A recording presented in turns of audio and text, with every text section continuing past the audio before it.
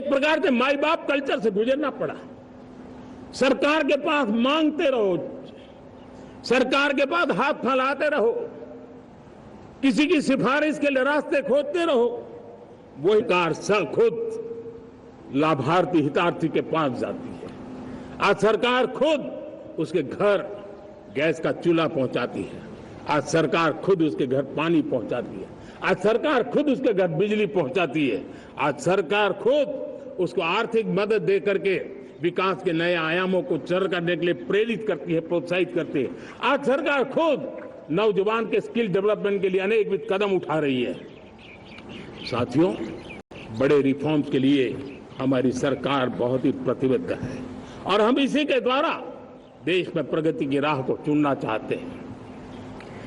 साथियों, देश में नई व्यवस्थाएं बन रही है। देश को आगे ले जाने के लिए अनेकविध नीतियों को, अनेकविध पॉलिसीज को निरंतर बनाया जाए और नए सिस्टम पर देश का भरोसा भी बढ़ता रहता है, निरंतर बढ़ता रहता है। आज जो 20-25 साल का नौजवान है, जो 10 साल पहले जब 12-15 साल की उम्र का नौजवान था, उसने अपनी आंखों के सामने ये बदलाव देखा है। 10 साल के भीतर भीतर उसके सपनों को आकार मिला है, धार मिली है और उसके आत्मविश्वास में एक नई चेतना जगी है और वही देश का एक नया सामर्थ्य के रूप में उभरना है। आज विश्व भर में भारत की साख बढ़ी है, भारत के प्रति देखने का नजरिया बदला है। आज विश्व में युवाओं के लिए संभावनाओं के द्वार खुले हैं, रोजगार के अनगिनत नए अवसर जो शायद आजादी के इतने सालों के बाद भी नहीं आए थे, वो आज उनके दरवाजे पर दस्तक दे रहे हैं। संभावनाएं बढ़ती गई हैं, नए मौके बन रहे हैं। मेरे देश के युवाओं को अब धीरे धीरे चलने का इरादा नहीं है। मेरा देश का नौजवान इंक्रीमेंटल प्रगति में विश्वास नहीं करता।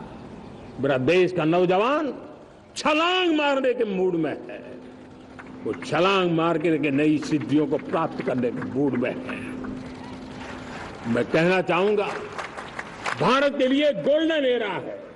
वैश्विक परिस्थितियों की तुलना में भी देखें, ये गोल्डन एरा है, ये हमारा स्वर्णिम कालखंड है। मेरे प्यारे देशवासियों, ये अवसर हमें जाने नहीं देना है, ये मौका हमें जाने नहीं देना चाहिए और इसी मौके को पकड़ करके अपने सपने और संकल्पों को लेकर के चल पड़ेंगे तो हम देश की स्वर्णिम भारत की जो अपेक्षा और हमें विकसित भारत का 2047 का लक्ष्य हम पूरा करके रहेंगे। हम सदियों की बेड़ियों को तोड़ करके निकले हैं। आज टूरिज्म का क्षेत्र हो, एमएसएमई का क्षेत्र हो, एजुकेशन हो, हेल्थ सेक्टर हो, ट्रांसपोर्ट सेक्टर हो, खेती और किसानी का सेक्टर हो, हर सेक्टर में एक नया आधुनिक सिस्टम बन रहा है। हम विश्व की बेस्ट प्रैक्टिसेस को भी आगे देख रखते हुए हम हमारे देश की परिस्थितियों के अनुसार आगे बढ़ना चाहते हैं। हर सेक्टर में आधुनिकता की जरूरत है, नएपन की जरूरत है, टेक्नोलॉजी को जोड़ने की जरूरत है और हर सेक्टर में हमारी नई नीतियों के कारण इन सारे क्षेत्रों में एक नया सपोर्ट मिल रहा है, नई ताकत मिल रही है। हमारे सारे अवरोध हटे, हमारी बंदी से दूर हो, हम पूरे सामर्थ्य के साथ चल पड़े, खिल उठे, सपनों को पा करके रहे, सिद्धि को हम अपने निकट देखें, हम आत्मसात करें, उस दिशा में हम चलना है। If you like this video, then like, share and subscribe to ET Now.